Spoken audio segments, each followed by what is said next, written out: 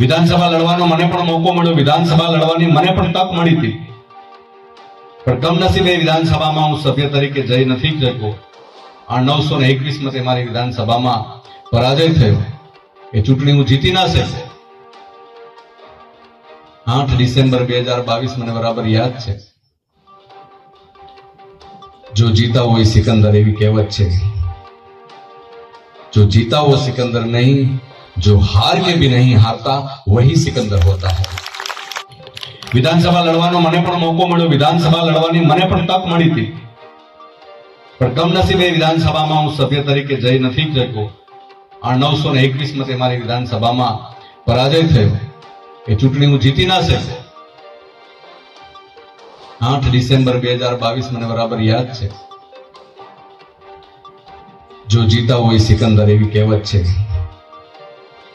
जो जीता वो सिकंदर नहीं, जो हार के भी नहीं हारता वही सिकंदर होता है.